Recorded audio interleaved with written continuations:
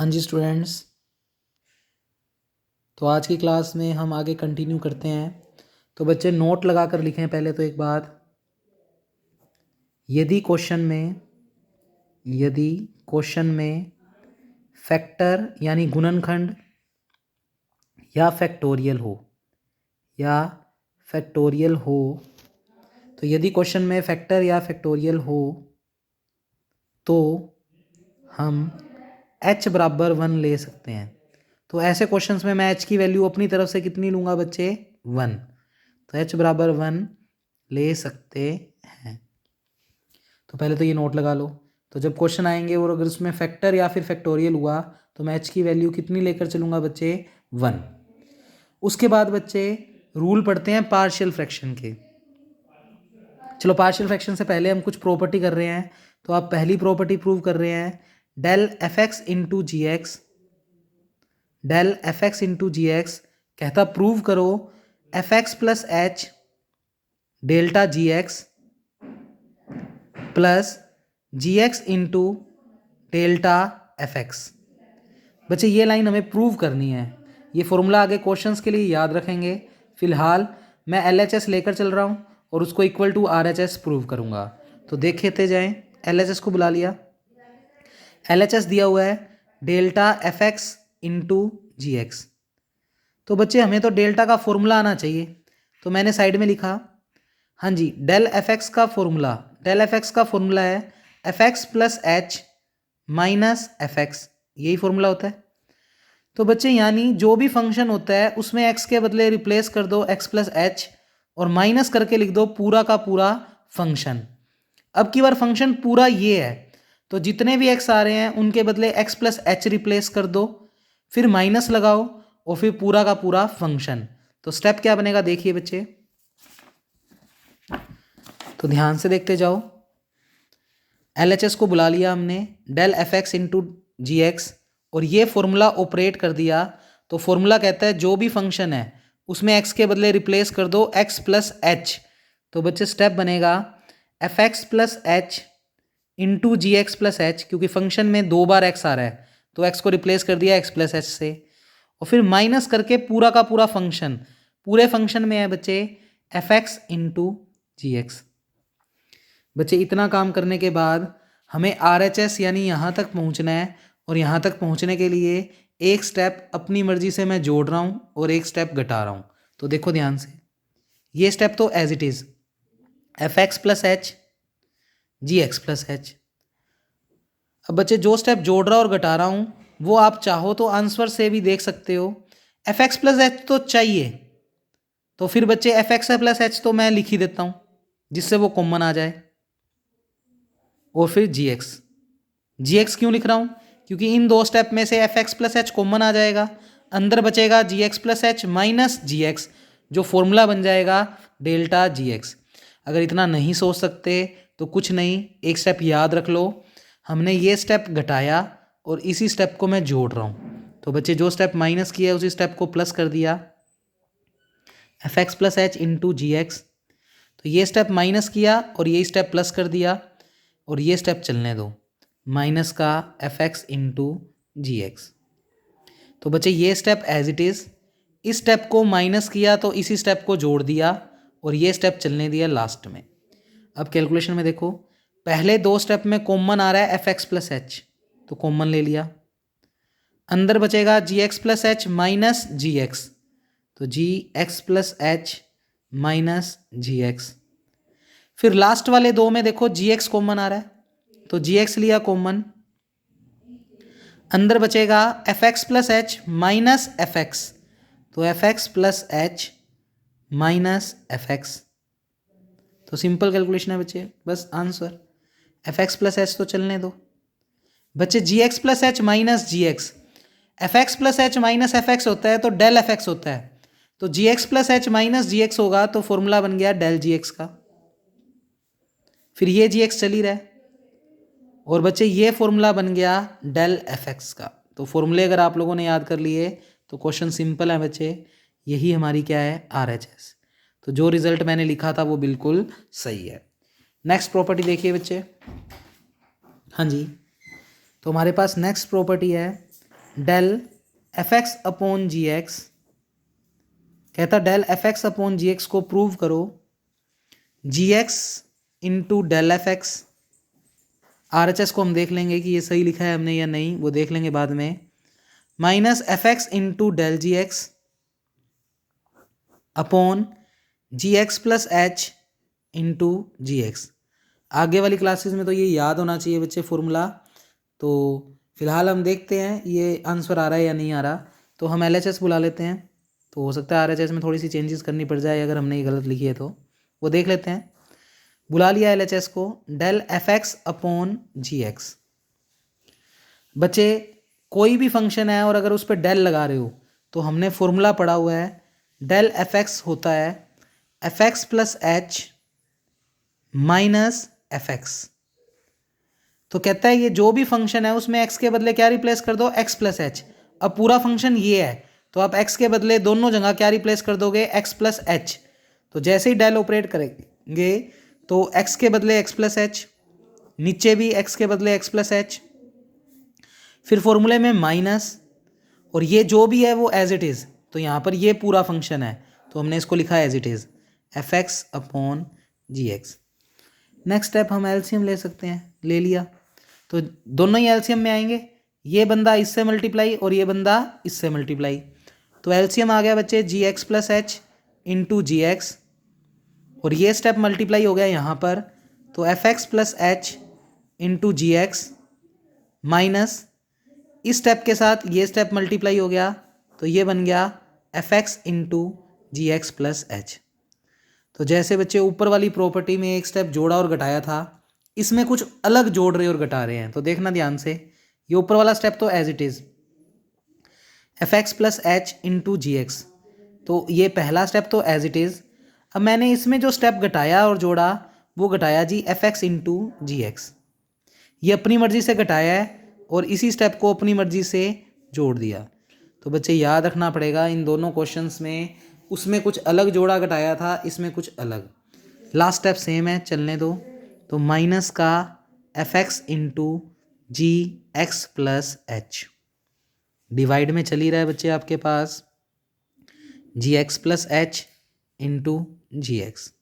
तो बेसिकली ये स्टेप घटाया और ये जोड़ दिया, बाकी ये स्टेप सेम चल रहा है और ये स्टेप भी सेम चल रहा है। अब पहले दो में देखो कॉमन आ रहा है कुछ, जी एक्स और जी एक्स दोनों में से कॉमन आ गया, तो पहले दो में जी एक्स कॉमन, अंदर बच गया f x plus h minus f x, तो f x plus h minus f x.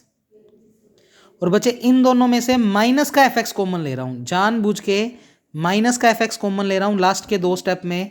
तो माइनस का एफ एक्स कॉमन लूंगा तो ये स्टेप लिख दिया पहले जी एक्स प्लस एच, और क्योंकि माइनस का एफ एक्स कॉमन लिया है तो ये माइनस का जी एक्स बच गया, तो माइनस का जी एक्स। और बच्चे डिवाइड वाली चीज़ चली रही है, जी x plus h into g x. अब बच्चे कुछ फॉर्मूलाज बन गए और आंसर आ गया। जी एक्स तो चल ही रहा है, ये फॉर्मूला बन गया डेल एफ एक्स का, फिर माइनस एफ एक्स चल ही रहा है, और बच्चे ये फॉर्मूला बन गया डेल जी एक्स का, और नीचे वाला स्टेप चल ही रहा है जी, ये मल्टीप्लाई है बच्चे, कंफ्यूज मत होना, सिंपल मल्टीप्लाई है, और नीचे चल ही रहा है जी x plus h into g x. Check करो जो मैंने लिखा था बिल्कुल वही आ गया बच्चे हमारे पास, तो इसका मतलब मैंने जो ऊपर लिखा था वो बिल्कुल सही है, तो equal to R H S. तो आगे वाले फॉर्मूलों के लिए ये प्रॉपर्टी आप याद रखेंगे बच्चे। नेक्स्ट क्वेश्चन देखिए बच्चे, उसके लिए पार्शियल फ्रैक्शन का थोड़ा सा रूल याद होना चाहिए। तो देखिए पार्शियल फ्रैक्शन के बारे में, तो बच्चे हमने हेडिंग लगाई पार्शियल फ्रैक्शन। ऐसे मत लिखो, थोड़ा सा तरीके से लिखते हैं। मान लो अगर हमारे पास जो क्वेश्चन है वो इस फॉर्म में है F x upon g x. बच्चे इसको न्यूमिनेटर बोलते हैं, इसको डिनोमिनेटर, यानी इसको अंश बोलते हैं और इसको हर। पार्शियल फ्रैक्शन क्वेश्चन में कब यूज होगा, जब डिनोमिनेटर में एक्स की डिग्री ज़्यादा होगी। तो आप कैसे लिखेंगे, if degree of g x, अब मेरे क्वेश्चन के अकॉर्डिंग जी एक्स जो है वो डिनोमिनेटर यानी हर है, if degree of g x greater than degree of f x. क्या लिखा है मैंने, जी एक्स यानी नीचे वाले हिस्से में अगर डिग्री ज़्यादा हो ऊपर वाले फंक्शन से, तो फिर हम वी यूज़ पार्शियल फ्रैक्शन। तो हम हमेशा क्वेश्चन को सोल्व करने के लिए पार्शियल फ्रैक्शन का यूज़ करेंगे। एग्जाम्पल के लिए मैं लिख देता हूँ ऊपर, यानी अगर मेरा फंक्शन ये हो बच्चे x upon x minus 1 x minus 2, check करो ऊपर x की डिग्री 1 है, यानी ऊपर x की मैक्सिमम पावर 1 आ रही है और नीचे x की मैक्सिमम पावर मल्टीप्लाई होकर x की पावर 2 हो जाएगी। तो जब भी नीचे x की पावर ज़्यादा हो और ऊपर कम हो तो हमेशा पार्शियल फ्रैक्शन का यूज़ करेंगे। अब पार्शियल फ्रैक्शन के कुछ रूल हैं बच्चे, देखिए। फर्स्ट रूल, अगर क्वेश्चन इस फॉर्म में है x माइनस ए एक्स माइनस बी, इस फॉर्म में है तो बच्चे बीएससी सेकेंड ईयर में हमने पढ़ा था a upon x minus a plus b upon x minus b. क्यों लगा रहा हूँ पार्शियल फ्रैक्शन? ऊपर x है ही नहीं, यानी x की पावर 0 है और नीचे x की पावर 2 है, और अगर नीचे यानी हर के अंदर डिनोमिनेटर में x की पावर ज़्यादा हो तो हमेशा पार्शियल फ्रैक्शन का रूल यूज़ करेंगे। अब मान लो अगर ये कुछ हो जाए x माइनस ए एक्स माइनस बी का होल स्क्वायर, अभी तक पावरें 1 थी दोनों की तो हमने सिंपल लिख दिया। अब ये थोड़ा डिफरेंट है तो इसको पार्शियल फ्रैक्शन में लिखोगे तो क्या लिखोगे, a अपॉन, ये तो सिंपल ही है x माइनस ए, और बच्चे इसको लिखने के लिए सोल्व करना पड़ेगा b अपॉन एक बार एक पावर यानी पावर 1 और फिर उसके बाद पावर एक एक बढ़ाते जाओ तो x माइनस बी की पावर 2। तो ऐसे ही 3 वाला हो तो बच्चे 3 स्टेप आ जाएंगे, पहले पावर 1 फिर 2 और फिर 3। लास्ट रूल, अगर ये हो बच्चे x माइनस ए और बन जाए एक्स स्क्वायर प्लस ए स्क्वायर, तो इस बार इस फैक्टर के लिए पार्शियल फ्रैक्शन क्या लिखोगे? इसके लिए तो simple a upon x minus a, और बच्चे अगर ये फैक्टर भी नीचे है तो इसके लिए पार्शियल फ्रैक्शन लिखोगे बी एक्स प्लस सी। तो ऐसे वाले फ्रैक्शंस के लिए हमेशा ये टर्म यूज़ करेंगे बी एक्स प्लस सी, और अपॉन में ये फैक्टर लिख दो एक्स स्क्वायर प्लस ए स्क्वायर। तो बच्चे 3 रूल है मेनली पार्शियल फ्रैक्शन, इससे बाहर कोई पार्शियल फ्रैक्शन नहीं होगा। ज़्यादातर यूज़ पहला रूल ही होगा बच्चे, तो ध्यान में रखना। फिर अगर मान लो ऊपर डिग्री ज़्यादा हो और नीचे कम हो, या ऊपर और नीचे डिग्री इक्वल हो, तो उस केस में हम क्या करेंगे? तो लिखें बच्चे सेकंड नंबर नोट लगाकर, तो नोट नंबर सेकंड, तो क्वेश्चन लिखा मैंने, अगर क्वेश्चन वही एफ एक्स अपॉन क्या है जी एक्स, पर अब की बार एग्जाम्पल बच्चे अलग लिए, अब की बार हेडिंग लगाई अगर डिग्री ऑफ एफ एक्स यानी ऊपर वाले हिस्से में फंक्शन की डिग्री ज़्यादा या बराबर हो डिग्री ऑफ जी एक्स से, जी एक्स का मतलब नीचे। तो बच्चे अगर अंश के अंदर न्यूमरेटर के अंदर डिग्री ज़्यादा या बराबर हो किससे? डिनोमिनेटर से, तो फिर हम हमेशा डिवाइडेड रूल लगाएंगे। वी यूज़ डिवाइडेड रूल, भाग विधि, हम हमेशा भाग विधि का यूज़ करेंगे। तो इसके भी एग्जाम्पल समझ लो। मान लो हमारा क्वेश्चन ये है, question number 1 x upon x plus 1, तो बच्चे आप लोग देख पा रहे हो ऊपर भी x की डिग्री 1 है और नीचे भी 1 है, तो बराबर है, और अगर बराबर है तो भी डिवाइड रूल का यूज़ करोगे। तो डिवाइड का मतलब नीचे वाली चीज़ को लिखो यहाँ पर और x को लिख दो यहाँ पर, और डिवाइड का रूल जैसे भी डिवाइड करते हैं वो हम देखेंगे क्वेश्चन के अंदर। तो ये सिर्फ हिंट देकर छोड़ा है आपको डिवाइड कैसे करते हैं। और क्वेश्चन 2 मैंने एग्जाम्पल बनाया, मान लो ये है x square plus 1 upon x minus 1, तो बच्चे ऊपर डिग्री है 2 और नीचे 1, तो जब भी ऊपर डिग्री ज़्यादा है तो हमेशा डिवाइड रूल, इक्वल है तो भी डिवाइड रूल। पार्शियल फ्रैक्शन तो कब लगेगा? जब नीचे डिग्री ज़्यादा हो, तो इसमें भी डिवाइड रूल लगाएंगे। तो एक्स माइनस 1 लिखा यहाँ पर और यहाँ पर लिख दिया एक्स स्क्वायर प्लस 1। तो डिवाइड को कैसे करते हैं सोल्व, वो आपको वैसे पता होगा, जब क्वेश्चन आएगा तब बता देंगे। अच्छा बच्चे, नोट करते वक्त यहाँ पर मैं एक और स्पेशल मेंशन करवा रहा हूँ, 4th number note partial fraction में। तो थोड़ा सा आप वीडियो बाद में देखोगे क्योंकि क्रम में चल रही है वीडियो, तो थोड़ा ध्यान रखना।